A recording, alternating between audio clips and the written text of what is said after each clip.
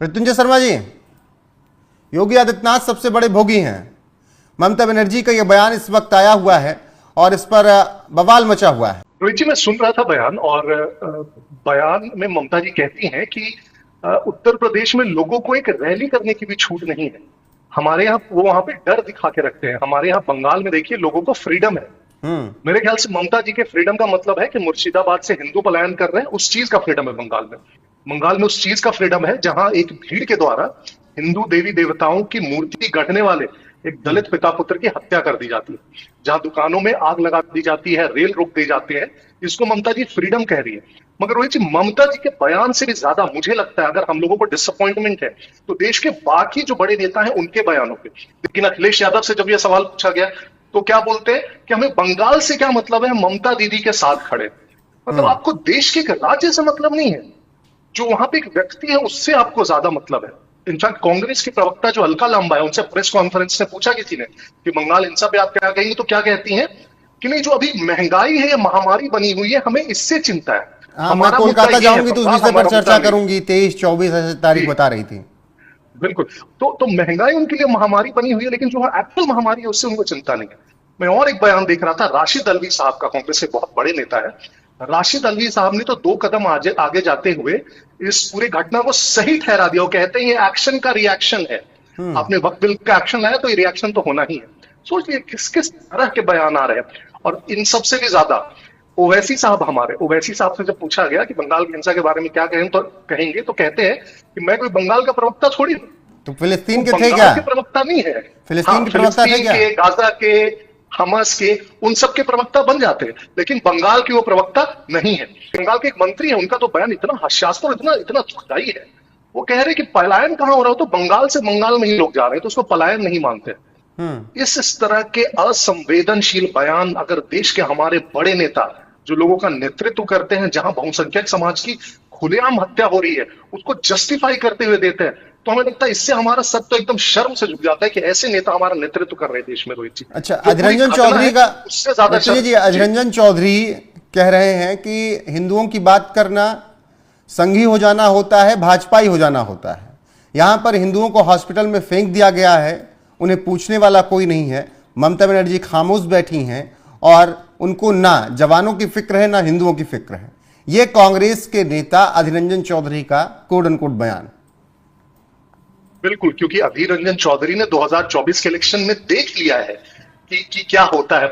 1999 से 2019 तक रोहित जी वो 5 बार लगातार वहां से बहरामपुर से लोकसभा के सांसद रहे। और 2024 में क्या होता है, थोड़ी डेमोग्राफी चेंज होती है। टीएमसी गुजरात से क्रिकेटर को लाके वहां उतार देती है जो बंगाली भी नहीं बोल पाता, और उसे वहां की जनता जिता देती है, बस इसलिए क्योंकि वो अल्पसंख्यक समाज से आता है। और अधीर रंजन चौधरी जिन्होंने अपनी पूरी जिंदगी दे दी वहां के लोगों के लिए, उसको वो लोग हरा देते हैं। तो अधीर रंजन चौधरी को भी समझ में आ गया कि ये किसी के नहीं है, ये देश के नहीं है, राज्य के नहीं है, सिर्फ और सिर्फ अपने कौम के। और इसलिए उनका बयान बहुत यहाँ पे एप्ट है।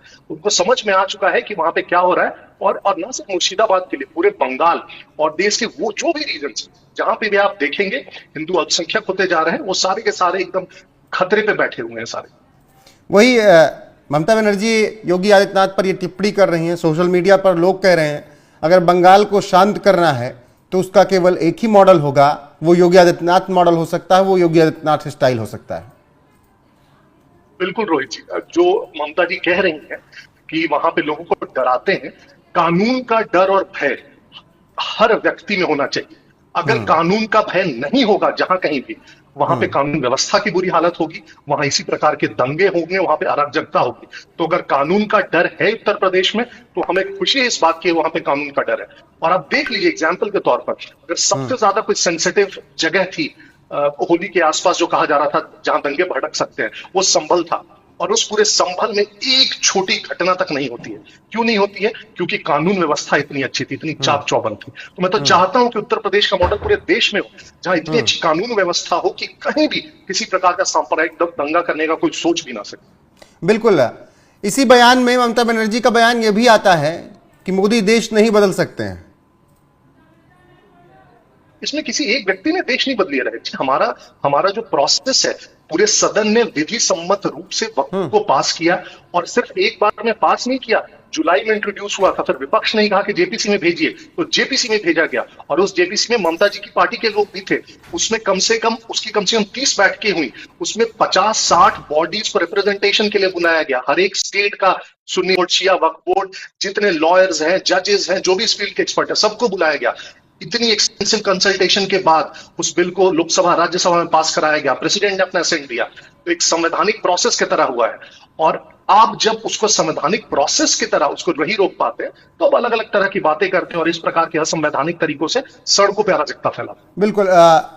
लेकिन जिस तरीके का बयान योगी आदित्यनाथ ने किया, फिर ममता बनर्जी ने दिया, उसके बाद अखिलेश यादव का जो बयान आया, जो टिप्पणी हुई, वो ये बताने की कोशिश कर रहे हैं कि अब जब दंगा भी होगा, इस तरीके के हमले हो जाएंगे, तो उसमें भी समर्थन करने की राजनीति शुरू करने की उन्होंने लकीर खींच दी। उन्होंने कहा कि मैं समर्थन करता हूं ममता बनर्जी सरकार का, दंगे बीजेपी ने करवाए।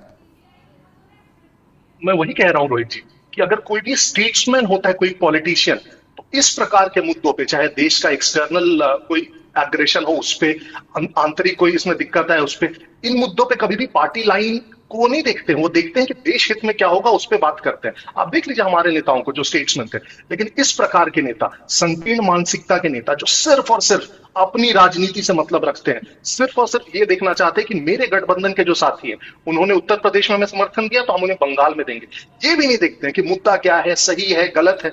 और इसको जनता बहुत अच्छे से देखती है। अगर इन मुद्दों पे आप देश के बहुसंख्यक समाज तो छोड़ ही दीजिए, देश की जो आंतरिक शांति, अगर उसको कोई भंग कर रहा है, आप उसको समर्थन दे रहे हैं, तो आपके राज्य की जनता भी आपको देखती है ना, फिर वो समझेगी कि आप उत्तर प्रदेश में आएंगे तो क्या करने वाले हैं, आप ऐसे सिग्नल दे रहे हैं। बिल्कुल मृत्युंजय जी। और इन सब के बीच एक सवाल ये भी है कि कहाँ है राहुल गांधी, कहाँ है प्रियंका गांधी, कहाँ है सोनिया, कहाँ है मल्लिकार्जुन खड़गे?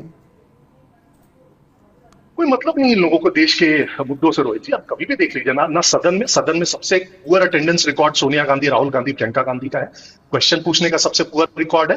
देश में भी सिर्फ और सिर्फ ये लोग एक्टिव तब होंगे जहां पे भाजपा शासित कोई प्रदेश हो और वहां पे कोई कानून व्यवस्था की अगर घटना हो जाए तो इनकी एक्टिविटी देखिए, अदरवाइज इनके देश के मुद्दों से, हितों से कोई लेना देना नहीं है। अच्छा, ओवैसी बयान तो खूब दे रहे थे, सदन में कौं भी फाड़ दी, बवाल कर दिया, फिर कहे सड़क पर उतर जाएंगे।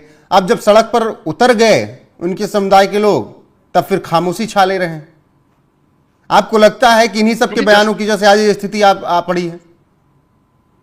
बिल्कुल रोहित जी, जो जनता भी होती है वो मूड भावती है अपने नेताओं का और देखती है कि किनका संरक्षण उसको प्राप्त हो सकता है। आपको क्यों लगता है कि सिर्फ बंगाल में ही दंगे क्यों भड़के? क्या सबसे ज्यादा पॉपुलेशन मुस्लिम्स की बंगाल में? बिल्कुल नहीं। उत्तर प्रदेश में वहां क्यों नहीं दंगे भड़के? महाराष्ट्र में क्यों नहीं भड़के दंगे? गुजरात में क्यों नहीं भड़के?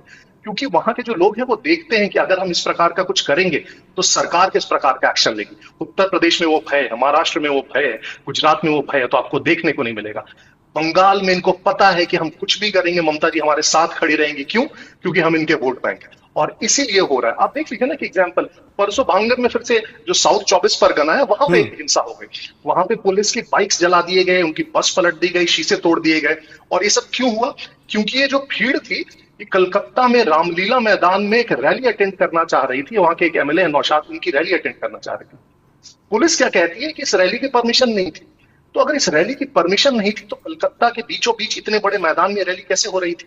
और अगर परमिशन नहीं तो इस एमएलए को आप गिरफ्तार कीजिए, वो भी नहीं आप कर रहे हैं।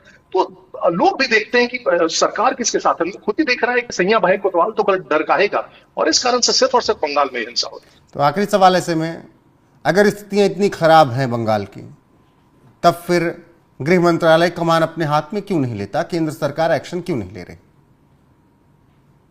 रोहित जी, मेरे ख्याल से जो मेरी समझ है और जानकारी है, केंद्र सरकार बहुत नजर बनाए हुए पूरे राज्य पे और इसी का आप देखेंगे कलकत्ता हाईकोर्ट ने निर्देश दिया और केंद्र तुरंत एक्टिव होकर वहां पे सेंट्रल आर्म्ड पुलिस फोर्सेस उन्होंने भेजा। बीएसएफ की 5 टुकड़ियां वहां पे डिप्लॉय की गई।